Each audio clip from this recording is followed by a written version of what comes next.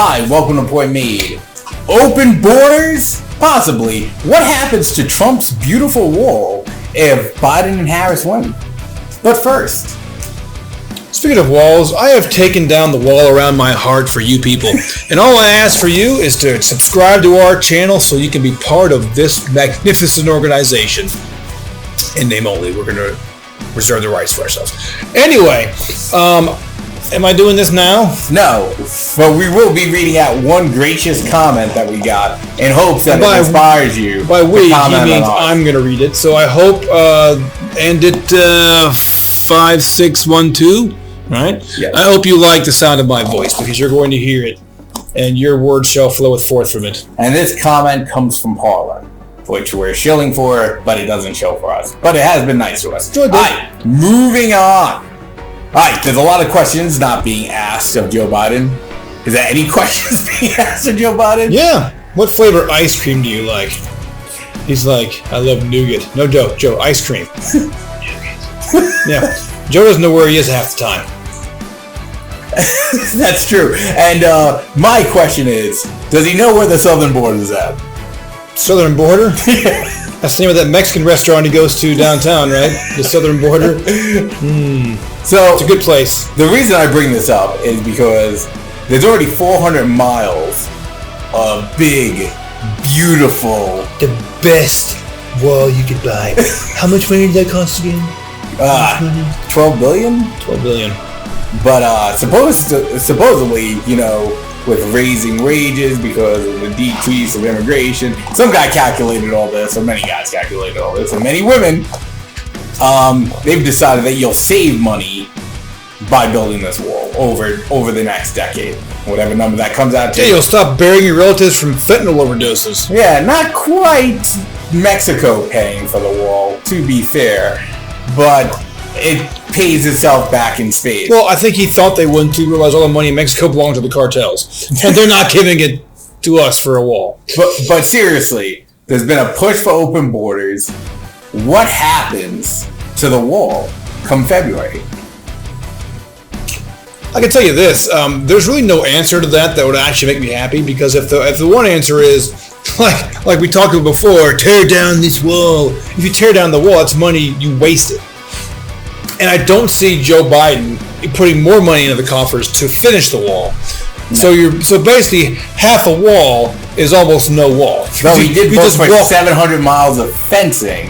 Yeah, but that was early 2000s. Yeah, but that's fencing. He's like, if we can't build a wall, then we're not building the fence. Because he's already flip-flopped on everything else. So I don't see any positive and any good response from the Biden administration in regards to this wall.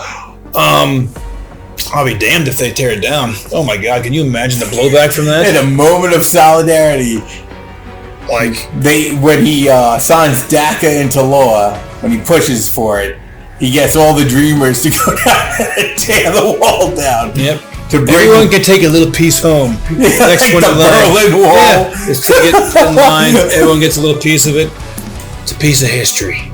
I mean, man, that will be shocking. I swear, if that's on the agenda, I will host a countdown every day from the day they win the election, if that happens, November 3rd, 2020, all the way to the day they take office. I guess till the day they start tearing it down. If they take office, you may not have the option of actually speaking your mind anymore. Anyway, moving on. Yes. So let us hear your comments. And this was made to be very comment friendly. Let us get your speculation in. Tell us your thoughts. You've heard ours. It's going to be the DACA people, guys. It was 11 million, I think you said, or something. Oh, God, there's been 11 million immigrants in this country for 40 years. I don't think that number's accurate. We talked about it before. We've had 11 million immigrants for years, and all I keep seeing on the news is how many more immigrants are coming in. I'm like, well, then are we swapping? Right? 11 million come in. It's like a tag team match, a million across.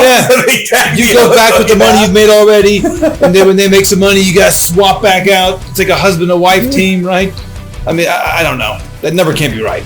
So please, share your thoughts. leave us a comment. And talking about comments, it's time for a Paula comment. All right, here we go. What about a horrible drum? What am I going to read? Am I going to read this like doing like a voice or just like regular? Yeah, so this is in response to our video, Corn Pop was a bad dude video.